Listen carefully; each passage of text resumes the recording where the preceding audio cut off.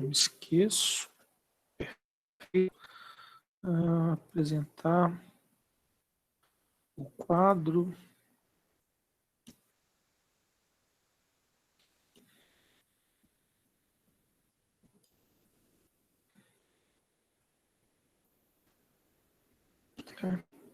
Então vamos começar, né? Nessa disciplina. Né? A gente está falando de dinâmica.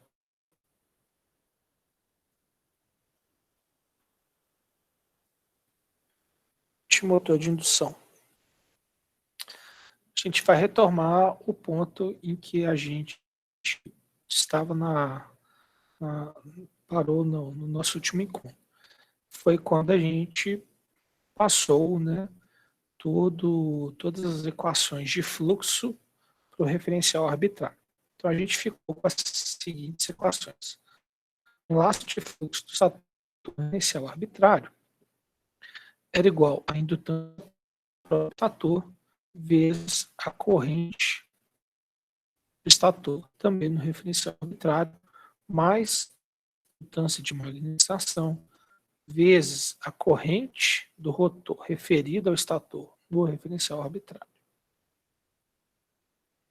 E o enlace de fluxo do rotor, referido ao estator no referencial arbitrário era igual a indutância de magnetização vezes a corrente do estator mais a indutância, né, rotórica, também referida, vezes a corrente rotórica referida. Tudo no referencial arbitrário.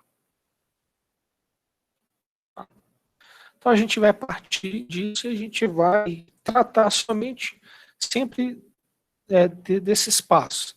Então a gente sempre vai tratar dos fluxos, né, no referencial arbitrário, das correntes, e as grandezas rotóricas elas vão estar transformadas, né, em unidades do estator a partir daquela relação de transformação do número de espelhos entre o estator e o rotor. Com isso, para não ficar sobrecarregando a notação, eu vou suprimir, né, sobrescrito, né, suprimir o sobrescrito Azinho, do referencial arbitrário. Eu já vou contar que vocês sabem que a gente está mexendo com referencial arbitrário e o apóstrofe das grandezas rotóricas. Fica aqui estabelecido que a gente vai trabalhar nesse referencial com essas grandezas. Assim, né, a gente precisa agora avaliar as equações de tensão. Né? Pela zoom. Deixa em 100%. Melhor, mais fácil, né? Vamos avaliar as equações de tensão. Né? As equações de tensão, eu tinha, né, que Vs era igual a Rs e S mais a derivada. E aqui, a derivada tem várias formas de representar, né? D de dt, ou ponto. Eu vou usar aqui, tá, uma forma que é bem comum nos livros de máquinas e acionar, que é usar um operador aqui, P. Esse Pzinho aqui, ele vai indicar a derivada. Tá?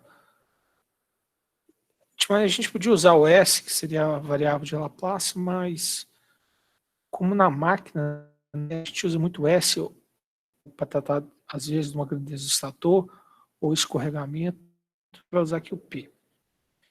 P vezes o fluxo do estator, né? Então, derivada do fluxo do estator, mais J ômega S vezes o fluxo do estator.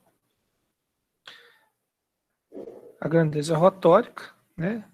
Era a resistência rotórica vezes a corrente rotórica, mais a derivada do fluxo rotórico, mais J S menos ômega ME vezes o fluxo do rotor. A gente viu que tem essa diferença, porque o fluxo, né, dos enrolamentos, né, do rotor, ele se movimenta no espaço, né, com velocidade rotórica, e, portanto, né, na hora de fazer aqui a transformada, né, para referencial arbitrário, a velocidade síncronos a velocidade que o movimento. É claro que aqui, né, para radianos por segundo, né, porque a gente está falando da parte elétrica, não radianos por segundo mecânicos, né. Então a gente tem que fazer a consideração de sobre 2 aqui no ômega ME para achar verdadeiramente a velocidade do rotor, a velocidade do rotor real. Bom, a gente precisa fazer agora, né, é simplesmente, né, passar, né, as grandezas, ver como que vai ser, porque a gente está acostumado a mexer com corrente, né, não muito com enlace de fluxo. Inclusive, a gente vai, né, no caso do nosso controle, medir somente a corrente do estator, né, a corrente do rotor não tem muito como medir. Então vamos ver como que vai ficar essas equações. E aí eu já vou colocar elas, né, depois de uma maneira que vai permitir a gente tirar a nossa equação de jogado. Mas vamos, a primeira, né, é a equação do estator. Então vamos colocar aqui.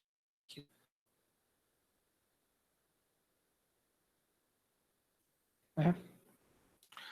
Só lembrando, não, só para ficar fácil, né, tenho isso aqui como o enlace de fluxo do estator. Passando então a equação, eu tenho que a tensão do estator, né, ser igual a isso daqui. Instituindo, né, o enlace aqui, eu vou ter a derivada, eu vou ter Ls vezes a derivada da corrente do estator mais Lm vezes a derivada da corrente do rotor, mais J ômega S Ls, a corrente do estator, mais J ômega S Ls. Ls não, né? Corrente de magnetização vezes a corrente do rotor. Aqui seria a equação completa, né, do meu estator. Né? E aí a gente aqui já começa a ver algumas complicações. Né? Por exemplo, eu dependo, né, na equação do estator, né, da corrente do rotor. Né? Então, é algo que pode ser problemático quando a gente quiser, né, fazer controle. Que a gente não mede, né? É difícil medir as correntes do estator, principalmente no motor em gaiola, né? Você não mede. Então, eu tenho esse problema aqui para lidar, né? Eu vou ter que tratar depois as minhas relações. Mas isso vai ser para aula de controle, na semana que vem. Vamos continuar aqui com essa equação aqui de tensão do estator, porque eu vou fazer algumas mudanças, né? A indutância própria, né? A gente viu a indutância própria do estator é a indutância de dispersão do estator mais a indutância de magnetização. Vou substituir, né, essa relação tanto aqui quanto aqui e vou colocar, né, sempre que possível, o Lm em evidência. Como que vai ficar, então? A tensão de estator vai ser Rs, IS, mais, né, a indutância de dispersão do estator vezes a derivada, corrente, mais a indutância de magnetização vezes a derivada da soma da corrente do estator com a corrente do rotor. Então, a primeira substituição foi feita e agrupei. Substituição, né, eu vou ter mais J ômega S, a indutância de dispersão vezes IS. E vou terminar aqui embaixo, mais J ômega S LM vezes, de novo, a soma entre a corrente do estator e a corrente do rotor. Né? Por que eu agrupei assim? Né? A gente sabe que a soma dessas duas correntes é a de magnetismo. Né? Então, nada melhor do que já agrupar, fazer o agrupamento da minha impedância de magnetização com a minha corrente de magnetização.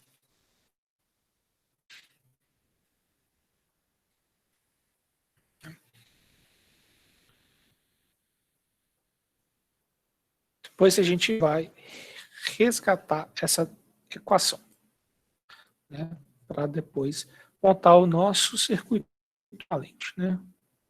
Então, bem parecido com aquele que a gente sempre viu, tem, mas fazendo algumas pequenas modificações para o nosso caso, para a gente montar, né, tirar nossas equações com o referencial daqui. Né? Por fim, né, eu tenho o rotor, né? Lembrando que o laço de fluxo do rotor é a indutância de magnetização vezes a corrente do estator, mais a própria do rotor vezes a corrente rotórica. Então, a minha equação, né, do rotor era a resistência vezes a corrente, mais, né, a derivada do fluxo do rotor. Então, eu vou ter Lm derivada da corrente do estator, mais a indutância própria do rotor, derivada da corrente do rotor. JHS menos ômega ME vezes o fluxo. Né? Então, eu vou ter a indutância de magnetização vezes a corrente do estator. Né? E continuando aqui embaixo, J ômega S menos ômega ME, né? Vezes a indutância própria do rotor, vezes a corrente do rotor. Né? Parecida, né, a menos, né, é claro, do termo aqui, né, da indução magnética, né, por causa do movimento do rotor.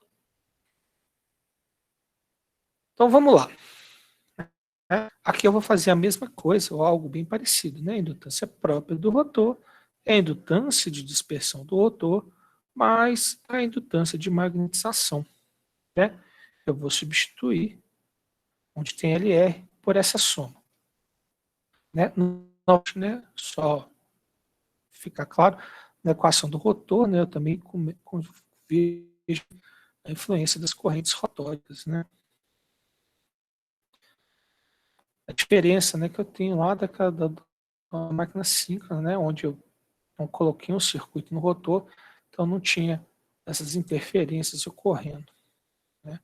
Aqui eu vou ter essas interferências ocorrendo. Mas vamos lá. Eu vou fazer essa substituição e depois pegar tudo que tem LM, né, junto.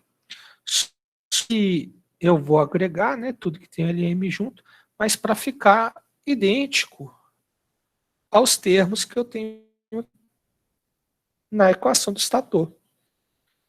Então, J ômega S LM vezes a soma das correntes do estator e do rotor, e Lm vezes a derivada da soma das correntes. Então, eu vou desmembrar também. Vou fazer aqui, tem que desmembrar, né, isso daqui também, esse termo. Como que vai ficar, então? Né? Então, fazendo a substituição e esse desmembramento, eu vou ter que a tensão do rotor, né, tenho a queda, né, rotórica, mais, né, a indutância de dispersão vezes a derivada da rotórica, mais a indutância de magnetização vezes a derivada da soma das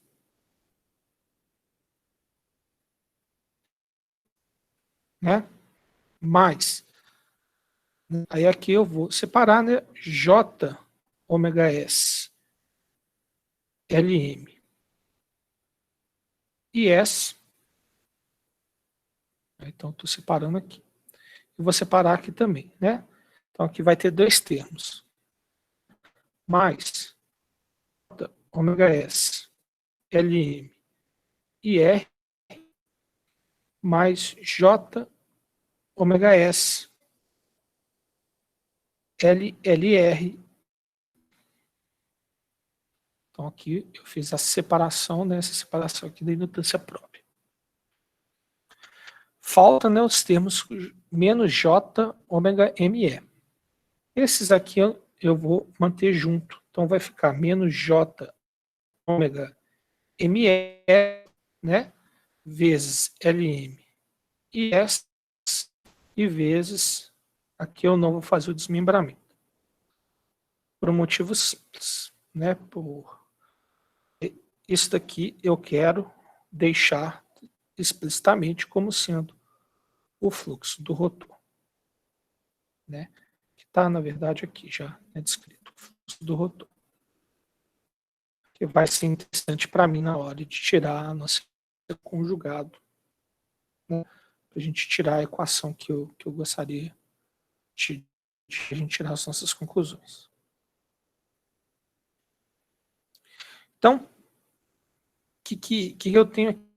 Eu tenho aqui, né, de novo, repetindo a corrente de magnetização, mas eu tenho aqui repetido, né, igual eu tinha na equação do estator, Lm vezes a derivada da soma das correntes, né, ou vezes a derivada da corrente de magnetização, e quando eu juntar aqui, esse termo aqui também pode ser, né, vou até escrever de verde, como J ômega S Lm, a soma das correntes. Né? E, obviamente, né, eu queria deixar esses termos em evidência para a gente poder, né, construir, então, o nosso modelo de circuito, né, em regime DQ. E com ele a gente tirar a nossa do conjugado. Então, vamos voltar aqui, né, na equação do estator. O que eu quero? Eu quero, de um lado da minha equação, esse termo que está em função da corrente de magnetização, e do outro eu vou jogar o resto tudo. Então, o que eu vou ter? Né? Quando eu fizer isso, eu vou ter, né? Opa!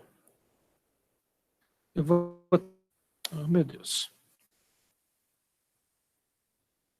Que é a derivada. Desculpa, perdão. Que é Lm vezes a derivada da corrente M mais J ômega S Lm e M vai ser igual a Vs menos RSS menos ômega S de dispersão vezes a corrente do estator menos a derivada, menos a indutância de dispersão vezes a derivada da corrente S. Então, essa aqui é a equação do estator escrita de maneira, né, diferente. Vou fazer a mesma coisa para, né, a equação do rotor. Vou colocar esses dois termos aqui em evidência. Então, vou fazer aqui com cor diferente. Vai ser Lm, P, e M, né, então a derivada da corrente de magnetização, mais J ômega S, Lm e M. Isso vai ser igual à equação do rotor menos todas as outras quedas, né? Então aqui eu vou ter a resistência do rotor vezes a corrente do rotor. Eu vou ter, né, aqui queda, né, na indutância de do rotor, né? Vou ter aqui, né, o fato, né, também da derivada rotor, né, causar queda, continua aqui embaixo, né? Eu tenho esse termo aqui se uniu, e falta só o termo aqui que eu coloquei, né? Que está menos, passa mais, então mais J ômega ME vezes o fluxo, né? Então, tem esse termo aqui de diferente entre as duas equações, mas o que importa para mim, né, é que o lado aqui esquerdo das duas é igual. Então, eu posso montar agora, né, o meu circuito equivalente. Né? Eu vou começar a montar ele pelo ramo de magnetização, que é a parte que é igual dos dois. Então, aqui, né, no ramo de magnetização, eu vou ter aqui uma indutância representando, né, essa deriva, né, em cima aqui do ramo de magnetização, então Lm, e essa força, como se fosse uma fonte de tensão, uma força contra-eletromotriz induzida, né, que a gente sabe que vem da nossa transformação.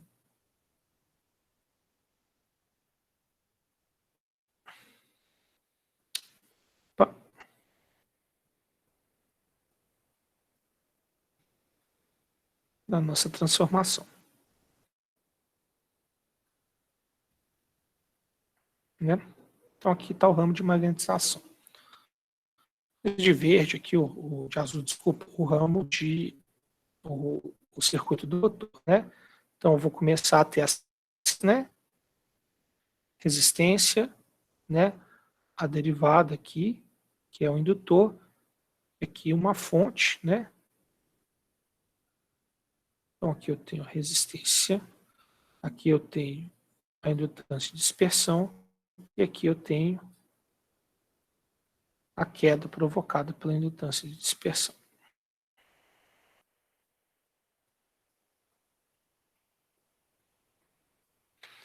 Aqui alimentando tudo, eu tenho a tensão do estator. Tem um circuito agora de rotor, né? Vou fazer aqui de verde. Né? Ele também, né, tem a queda na resistência. Nossa senhora, ficou péssimo. Na resistência. Ele vai ter, né, aqui a queda, né, do fluxo. Eu vou representar com o sinal aqui está trocado, né? Aqui está um sinal positivo em vez de sinal negativo, não é uma queda, né? Seria até mesmo uma elevação de tensão. Eu vou representar como uma queda com um sinal trocado. Então, aqui, né, eu tenho a queda, mas eu vou ter aqui sinal trocado. Então, isso aqui, né, nota ômega M é fluxo do rotor. Né? Aqui eu tenho a resistência do rotor. Tenho aqui o termo indutivo, a dispersão do rotor, e tenho aqui mais uma queda provocada,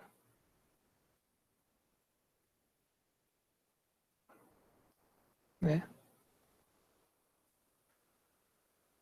pela dispersão do meu, pela dispersão que o rotor tem, né, pela dispersão do meu rotor. Bom, né, o que acontece aqui, né?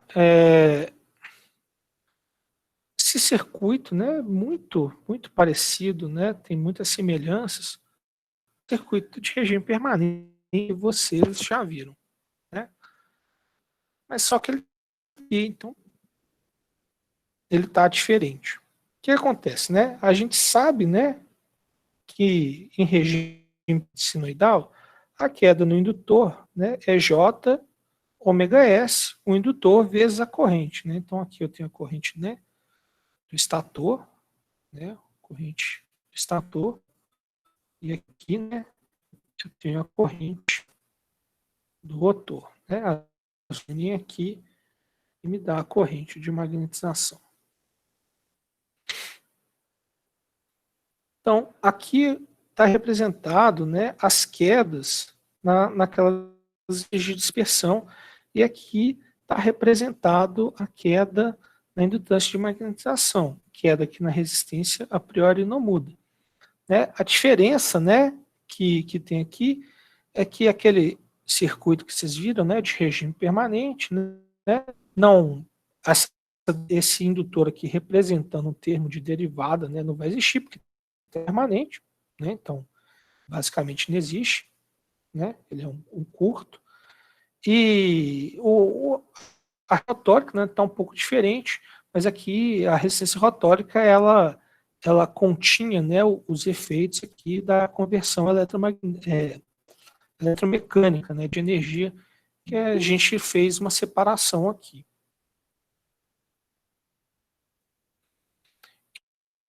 Né? Esse seria o circuito para a gente tentar retirar a nossa equação do conjugado.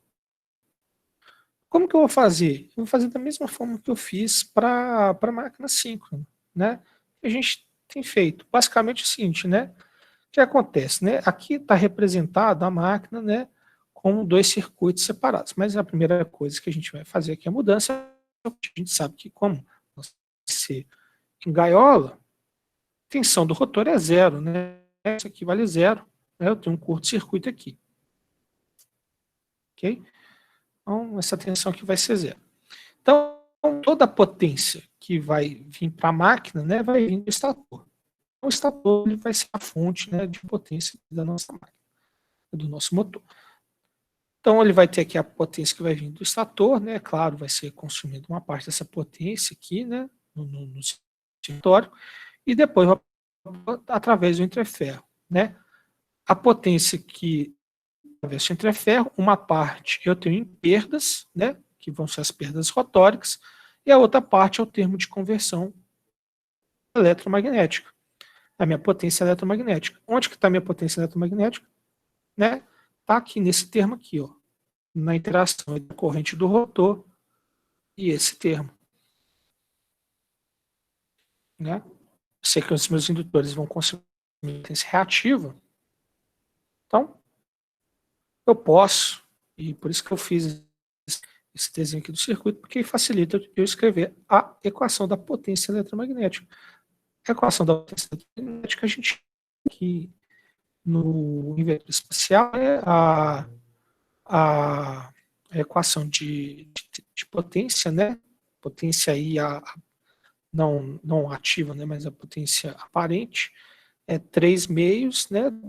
Do vetor espacial vezes o vetor espacial de corrente complexo conjugado. A potência real disso. Então, eu vou ter 3 meios, a parte real do que? Da minha tensão, a minha tem que menos J ômega ME vezes o fluxo do rotor, vezes a minha corrente do rotor complexo conjugado.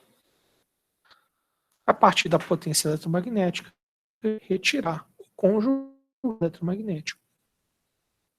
Né? Então, eu fiz isso já, né, quando a gente falou do controle escalar, só que eu usei aquele circuito, né, de regime permanente mais característico que a gente estuda em máquinas. Fiz isso para a máquina síncrona e vamos terminar aqui com a máquina de indução, mas com o modelo DQ. Né? Então, vamos lá. Primeira coisa, né, que eu vou fazer é o seguinte. Tem várias formas, né, de se escrever essa equação. O livro vai um bocado. Por quê? Porque, enfim, a máquina, né, ela vai ter várias relações. O fluxo, né, por exemplo, as relações de fluxo, vou só escrever a relação do fluxo do rotor. O fluxo do rotor, por exemplo, né, ele é a corrente, né, a indutância de magnetização vezes a estator, mais a indutância própria do rotor vezes a corrente rotória. Se eu quisesse, eu poderia substituir, né, essa equação aqui e ficaria com a potência eletromagnética escrita em termos de corrente de estator e corrente de rotor. É possível também. Então, tem várias formas de se expressar o conjugado, a potência eletromagnética. O que eu vou fazer? Né? Eu vou substituir a corrente rotórica, na verdade, porque eu quero expressar em termos da corrente do estator. Porque a corrente do estator é a corrente que eu vou medir para fazer meu controle. Então, eu tenho que a corrente rotórica ela vai ser um laço de fluxo do rotor menos Lm e S, tudo isso dividido por Lr. E vou substituir isso aqui. Com isso, né, a minha potência eletromagnética, né, vai 3 meios, né, da parte real de ômega ME vezes o fluxo do rotor vezes, bom, tudo isso aqui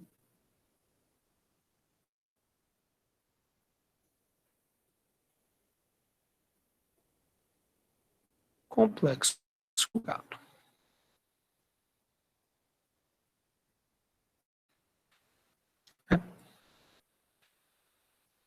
Vamos lá. A potência eletromagnética então, vai ser 3 meios. Vou passar esse ômega ME aqui para cá.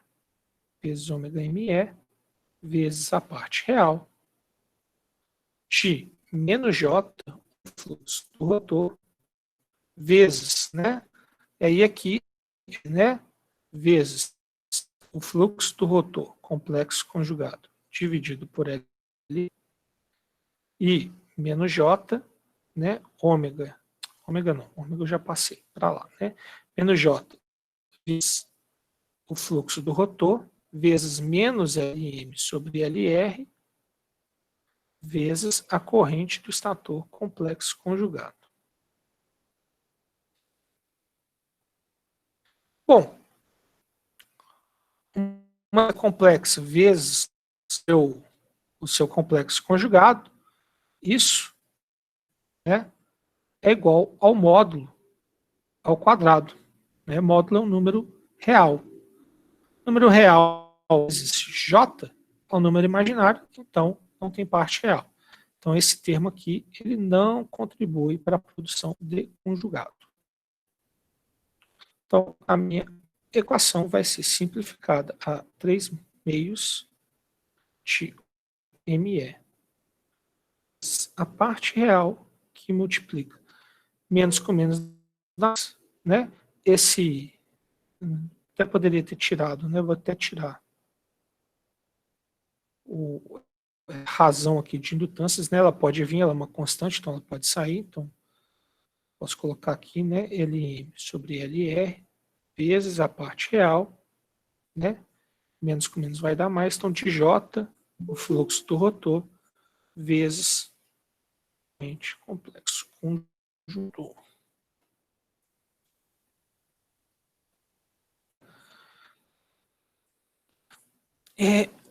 Eu tentei depois, eu não consegui deduzir, então eu vou fazer do jeito mais simples.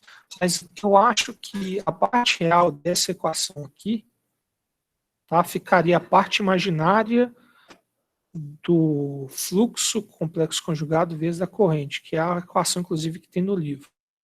Mas eu não consegui deduzir, então eu vou continuar aplicando, mas depois, se vocês quiserem dar uma olhada, pode ser bom. O resultado, eu sei que é igual, mas eu não sei se eu posso fazer essa mudança. Então, eu preferi não fazer. Então, vezes a parte real, eu vou sempre ter esse J aqui multiplicando. Agora, vamos fazer a multiplicação, né? O fluxo do rotor vai ter o fluxo do eixo direto, mais J do eixo quadratura, vezes a corrente, que é a corrente do eixo direto, menos J, complexo conjugado, a corrente do eixo quadratura. Né?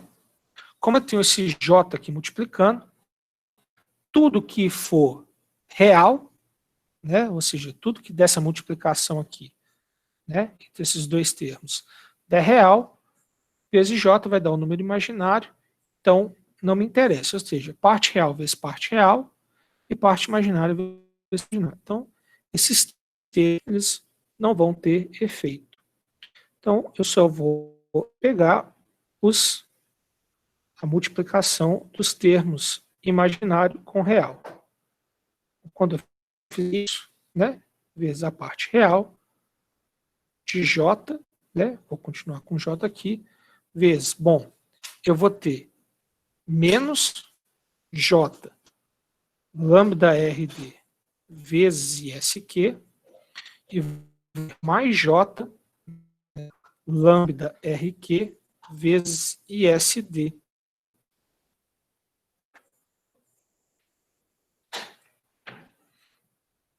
Né? Quando eu multiplicar com esses J's, né? J vezes menos J dá menos J ao quadrado, que é 1, e J vezes J dá J ao quadrado. J vezes menos J dá menos J ao quadrado, que é 1. J vezes J dá J ao quadrado, que é menos 1. Isso, né? Menos J ao quadrado é 1 e J ao quadrado é menos 1. Então, vou ter aqui 3 meios de ômega ME LM sobre LR vezes o fluxo do eixo direto vezes a corrente do eixo de quadratura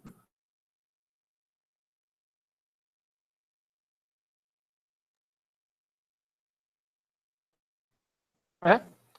Bom, essa é a potência, né, eletromagnética, né, mas o que me interessa é o conjugado eletromagnético. Bom, o conjugado eletromagnético é a potência eletromagnética dividido pela velocidade rotórica, né? Eu sei que a velocidade rotórica, né, eu sei que, na verdade, o ômega ME é igual a polo sobre 2 vezes a velocidade rotórica.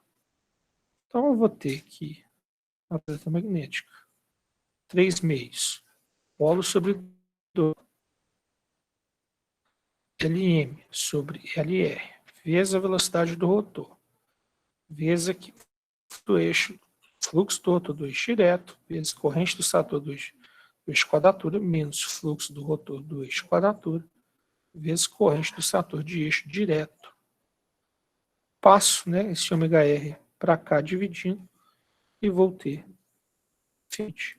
a expressão do meu conjugado eletromagnético sobre 2 Lm sobre Lr. Fluxo direto vezes a corrente do eixo quadratura menos o fluxo do eixo quadratura vezes a corrente do eixo direto. E isso é a expressão do meu conjugado eletromagnético. Então, né, olha só que interessante. Né? Olha só que interessante. A corrente, né, que produz, né, a corrente que produz conjugado na máquina, a corrente do estator que produz conjugado na máquina, é aquela corrente que se encontra, né, em 90 graus do fluxo do rotor. Né? Então, a gente está vendo aqui, né, que a interação, né, entre eixo direto, fluxo do eixo direto, do eixo quadratura que produz conjugado.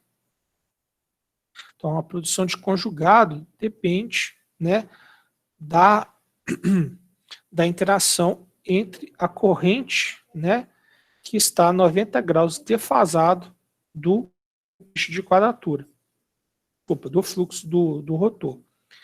Se eu alinhar o fluxo do rotor, ou se eu alinhar a minha orientação, né, lembra então da aula passada, né, que o θ era, né, a velocidade síncrona vezes t mais um delta A arbitrário.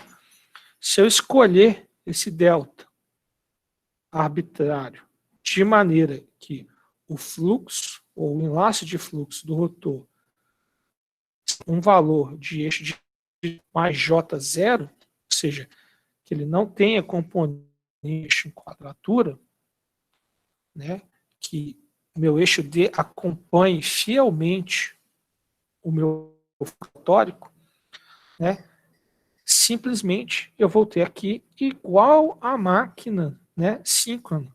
Eu vou ter a corrente de quadratura, né, controlando o conjugado, porque esse termo aqui, né, para essa orientação, esse termo é zero, né? Até vou escrever aqui embaixo, né? Então, se isso for verdade, né? Então eu vou ter que o conjugado vai ser dessa forma: polo sobre 2, Lm sobre Lr, vezes o fluxo do eixo direto, vezes a corrente de eixo quadratura. Isso é idêntico, né, ao que eu tinha na máquina 5. 3/6 polo sobre 2 constante de fluxo, né, do dimensional, então uma constante de fluxo, vezes uma corrente, né, no caso aqui a corrente de eixo quadratura. E vai ser então igual, inclusive, né, a máquina CC também, em que eu tinha uma componente de corrente que controlava o conjugado eletromagnético, né? E por que que a gente vai fazer a orientação, né, pelo eixo, né, pelo fluxo, né, do rotor, né? Então vamos subir aqui um pouquinho e voltar, né, para o nosso circuito. Aqui ficou com a anotação um pouquinho carregada, mas aqui já era claro, né? Aqui já era claro, né? Quando eu tenho a queda aqui, né? Nessa corrente, né?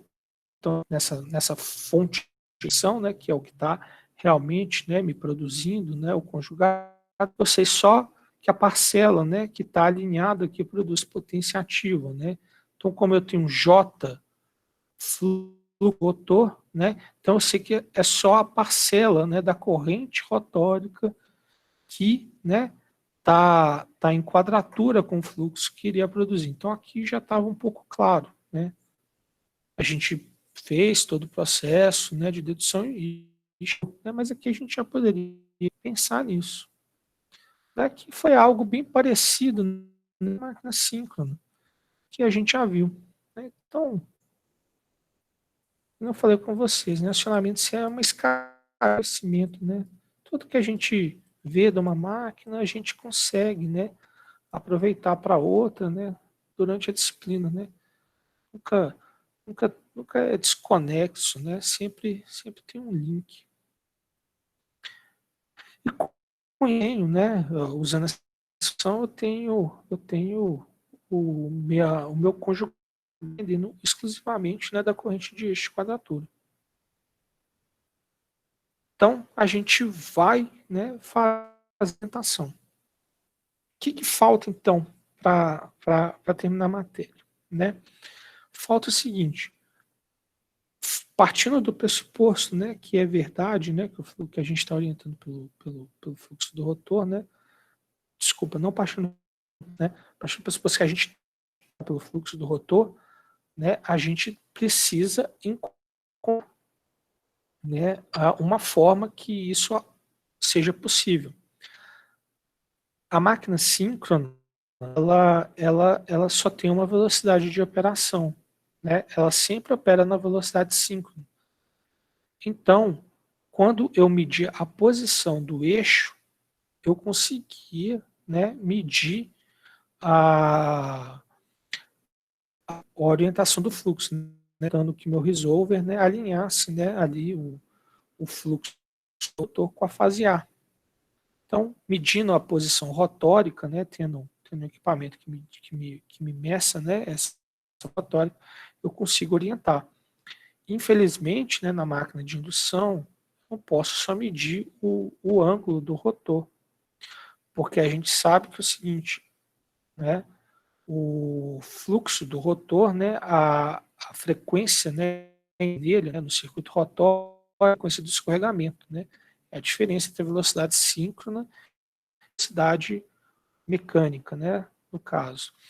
Então, isso produziria, né, um rotórico, né, girante, né, no espaço, né, com essa velocidade. Mas isso, somado com a velocidade do rotor, no final eu tenho que o fluxo do rotor também gira com a velocidade síncrona no espaço, né, observando ele de fora. Então, como a velocidade e a velocidade mecânica são diferentes na máquina de indução, eu não só medir a velocidade no eixo, né, eu preciso encontrar um jeito de fazer a orientação.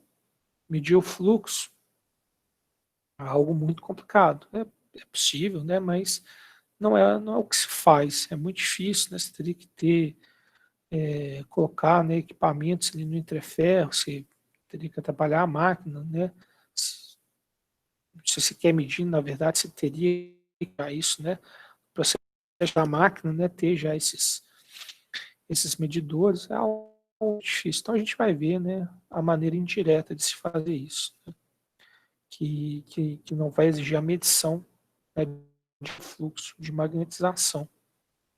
E com isso a gente vai poder fazer, né, essa orientação.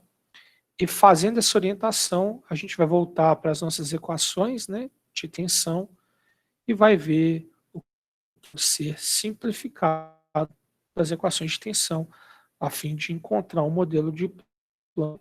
Veja bem, a gente vai controlar as tensões do estator e as correntes do estator, né? Então a gente imprime tensão no estator para controlar a corrente do estator. Isso que era importante também achar qual parcela da corrente do estator que controla o conjugado, porque eu não tenho como, né, medir e controlar ativamente a corrente rotórica,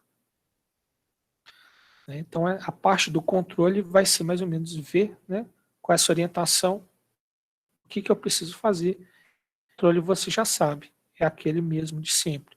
Duas malhas, uma controlando o fluxo, outra controlando o conjugado. Externa malha da corrente que controla o conjugado, uma malha de velocidade, controlando a velocidade. Cálculo dos ganhos, vocês já sabem como fazer, tanto da malha de corrente quanto da malha de velocidade.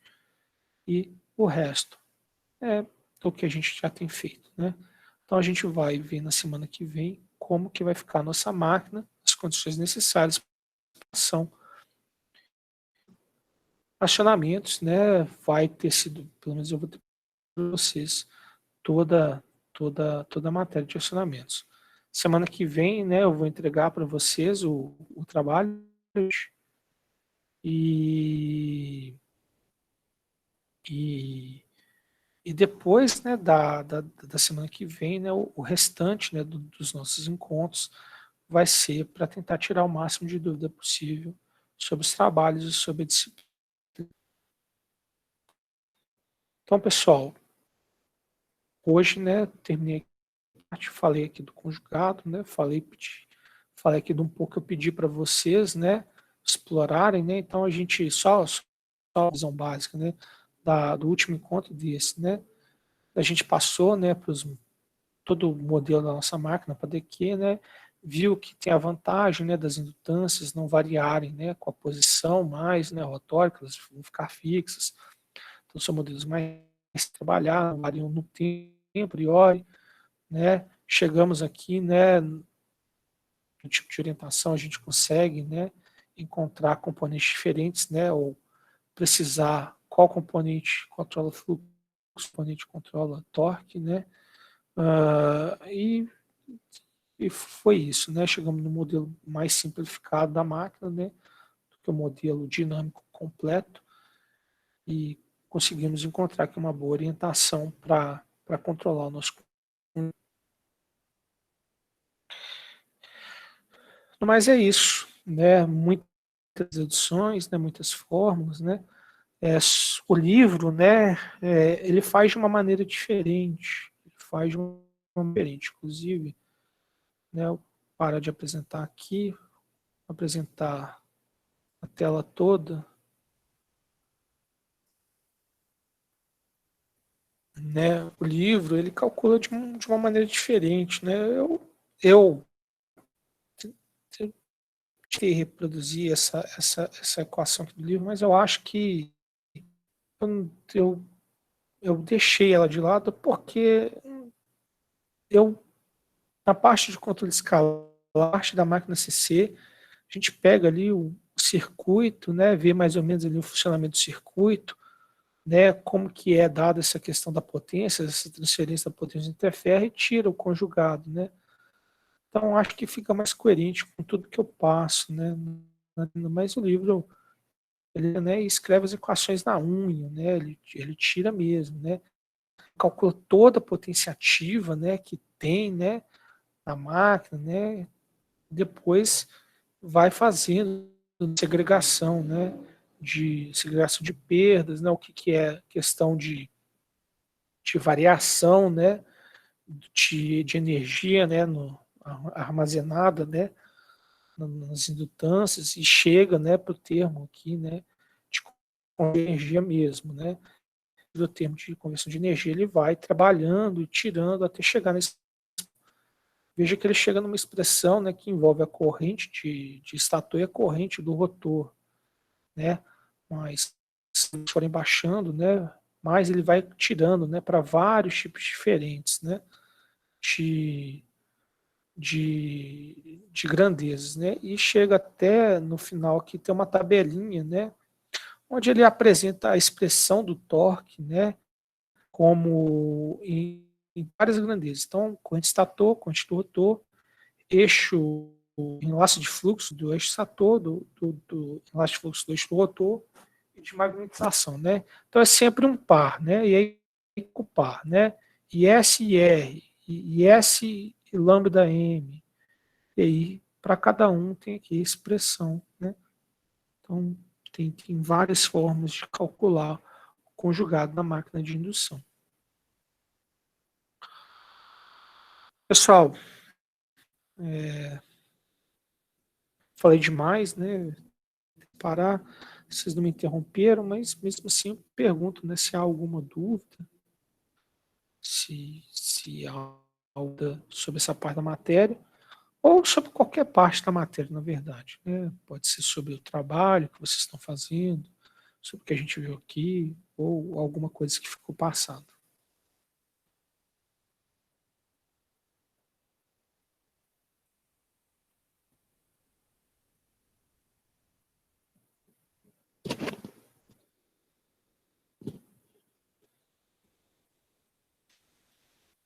Por enquanto tá suave, tranquilo também.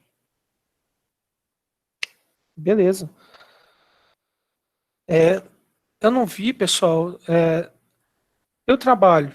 É, eu acho que começa a ficar um pouco repetitivo, né, as coisas, mas todo mundo já entregou presentes aqui, tem pouco, acho que vai até hoje, né, o trabalho.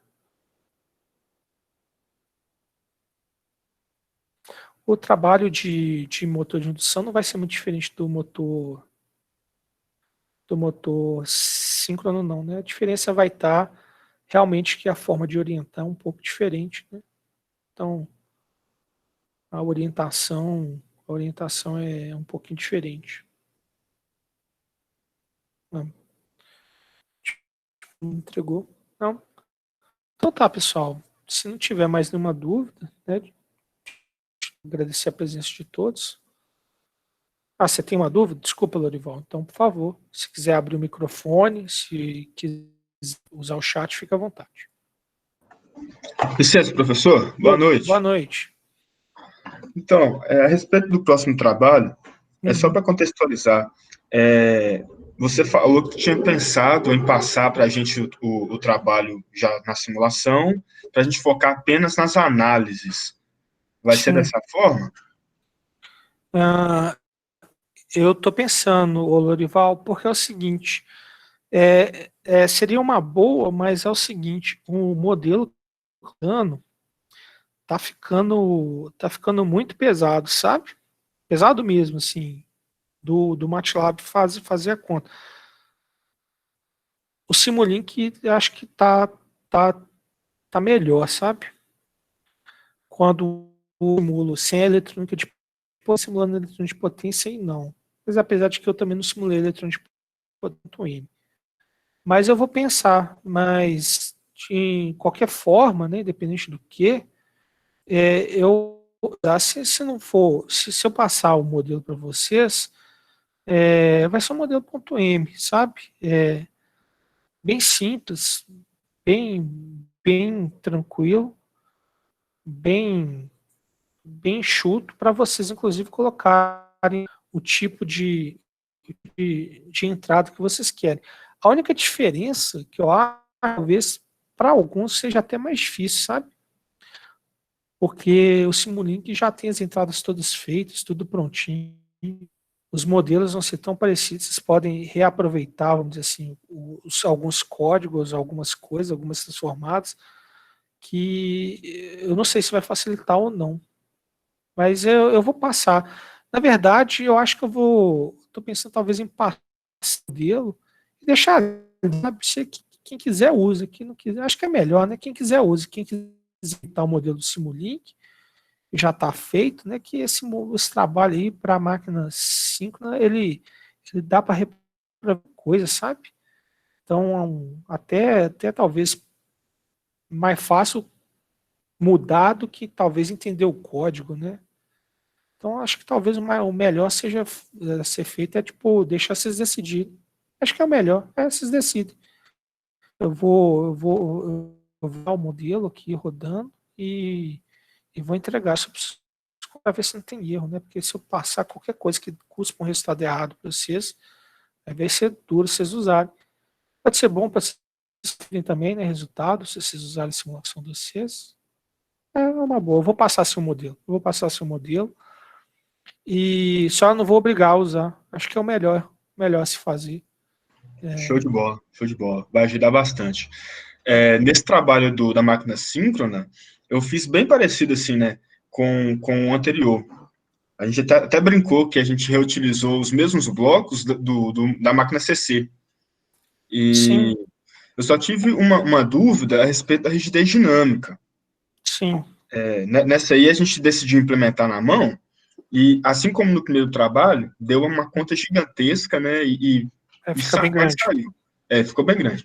Aí, como a gente pediu, teve grupo que tem um bloco, parece, do Simulink que já faz a análise da rigidez dinâmica. Só que como a gente fez na mão, a gente teve o cuidado de tirar o módulo, né, para ficar a mesma análise do primeiro trabalho. Aí parece que a rigidez dinâmica do meu grupo que a gente entregou para o senhor tem um Vzinho, sabe? Tipo o símbolo da Nike lá. E tem outros grupos que parecem um passabanda com os valores negativos. Mas o que importa é a análise, né? Isso aí é pura estética, certo? Tá, vamos lá. Você tá dizendo que... Porque se um deu tipo um negócio igual da Nike e o outro deu um passa-banda, são duas formas diferentes. Módulo, né? O módulo, um multiplicou por -1 porque extraiu o módulo, e o outro está com valores atribuídos negativos, porque é menos TL sobre o ômega nesse caso. Não, sim, mas é claro, a diferença do que eu tirei o módulo, o que ia fazer diferença é porque eu não analisei muito assim, né? Se você tirar o diagrama de Bode, se tiver aquele menos ou não, o módulo pode ser igual dos dois. Você concorda comigo ou não? Calma aí que travou um bocado. Você pode repetir, por favor? Pensa o seguinte, a função transferência, né? E vai ter um menosinho, porque a gente, de maneira geral, o distúrbio, ele entra subtraindo na planta, né? Sim, então, sim. O conjugado de cargo, ele tem um sinal negativo. Então, você vai tirar a função transferência. Independente do que, quando você fazer o diagrama de Bode da rigidez dinâmica, independente de ter esse menos ou não, o módulo tinha que dar igual. A diferença fase, que é 180 diferente. Uhum. Ia ter uma fase com toda, né? Em toda a frequência, então ia estar 180 defasado. Mas em termos de módulo, por isso que eu tirei o módulo, porque eu não analisei fase. O módulo estaria igual, né? Isso, o módulo estaria igual. Então, assim. Então, qual que é o certo? Então, Lorival, de maneira geral, o certo apresentar uma rigidez dinâmica parecida com aquela que eu apresentei no primeiro trabalho. Tipo, então, o símbolo da Nike, um Vzinho assim, né? Ele não volta. É tipo... Eu posso apresentar o meu? A minha Pode, imagem? Tá, só um pode. momento que eu vou abrir aqui rapidinho. Tá, joia.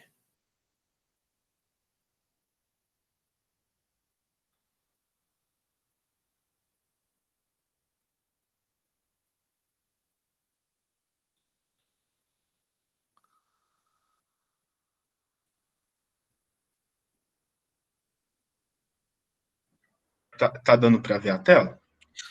Tá bom, você está apresentando. É isso aí. É esse bichinho aqui, não é? Não, quando você falou o símbolozinho da Nike, ele faz uma voltinha. Eu achei que ele estava voltando, Ah, sabe, sim. no Entendi. eixo.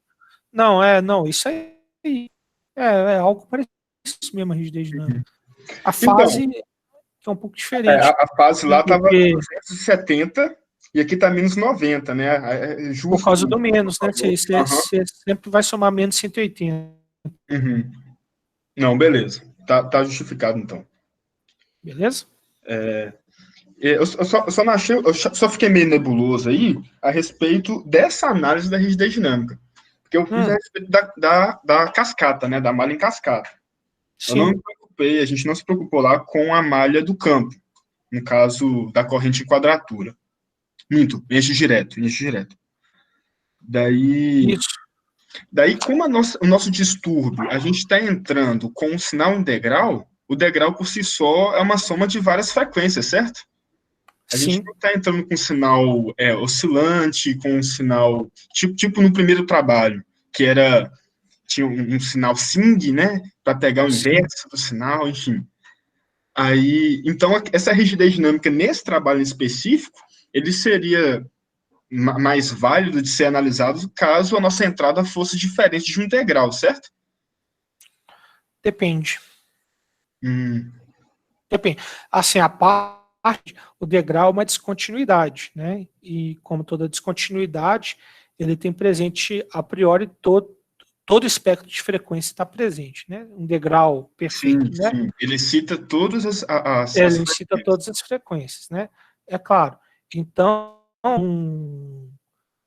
aí cabe analisar, você tem que se perguntar, tipo, faz sentido eu pensar em todo espectro de frequência? O que eu consigo útil nisso? Aí Entendi. fica difícil. Agora, o degrau ele tem uma característica, né? Ele só possui todas as frequências em um instante, né? Uhum, uhum. A gente trabalha, inclusive, isso no identificação de sistemas. Quando a gente tem uma malha qualquer, uma planta qualquer, e a gente quer extrair as informações Tem que ficar dando da degraus dinâmica, sucessivos. a gente aplica o integral, só que ilimitado, né? Desde que não extrapole os limites do nosso sistema.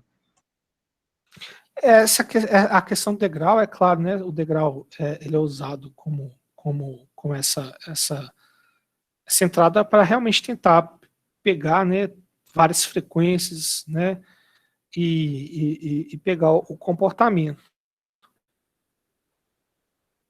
Identificação, eu é uma das matérias que eu me arrependo de não ter feito durante Oh, a é época bom, hein? que eu estudei.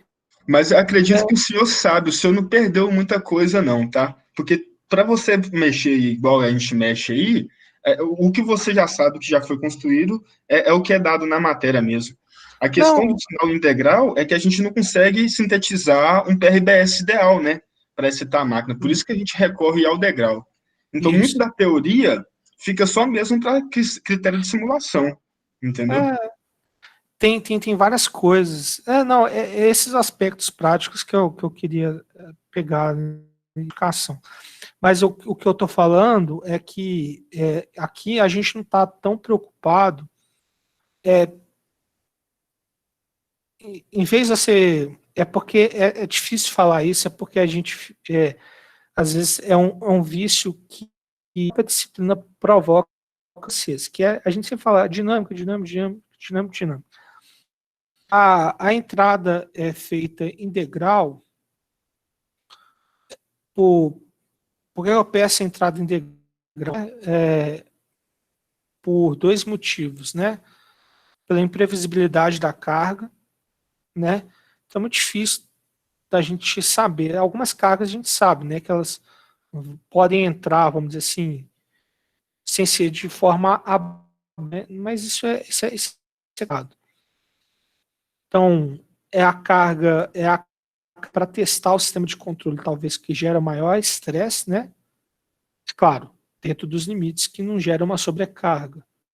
Se colocar a carga muito maior do que o sistema aguenta, realmente aí a sobrecarga não faz muito sentido. Uhum.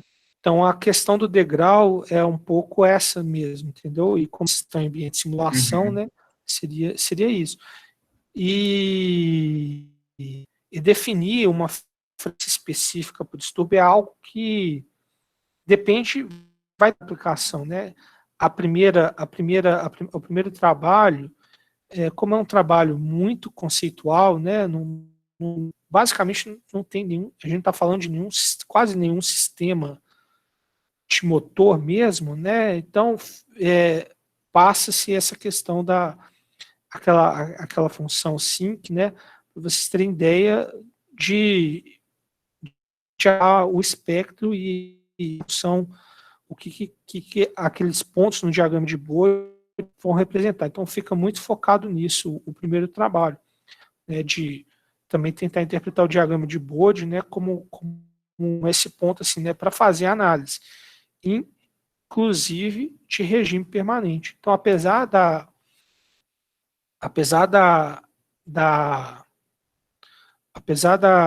do primeiro trabalho, meu distúrbio, uma frequência lá definida, a análise que estava sendo feita era em regime permanente, né?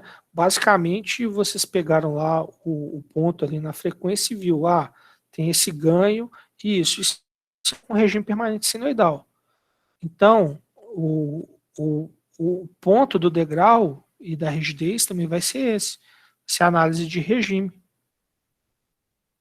Não Sim, muda. perfeito.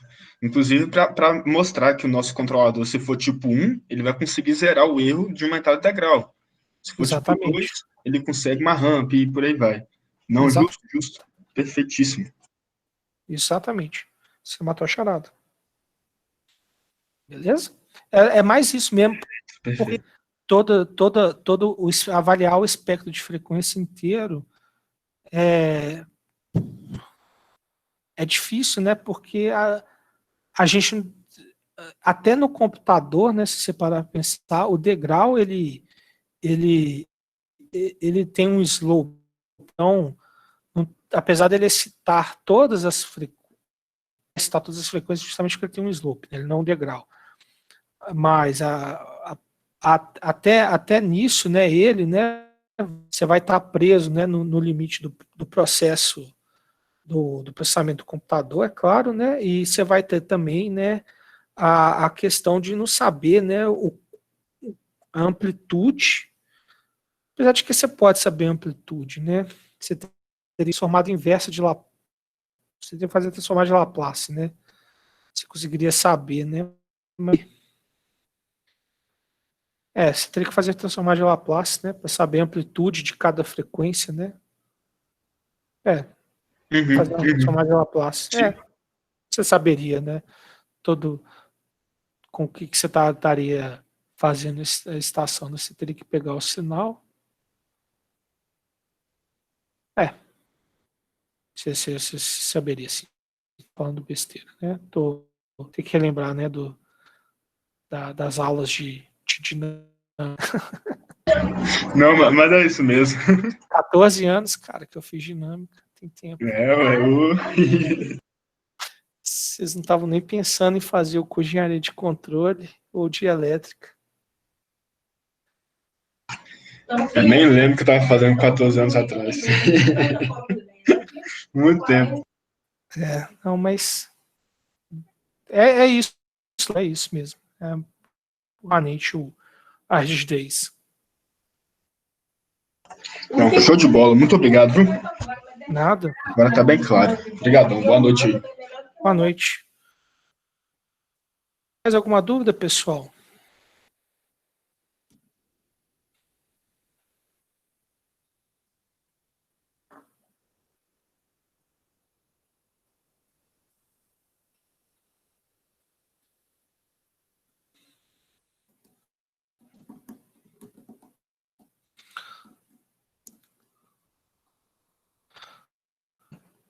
Se não tiver, agora eu vou agradecer de novo a presença de todos. A paciência e uma boa noite.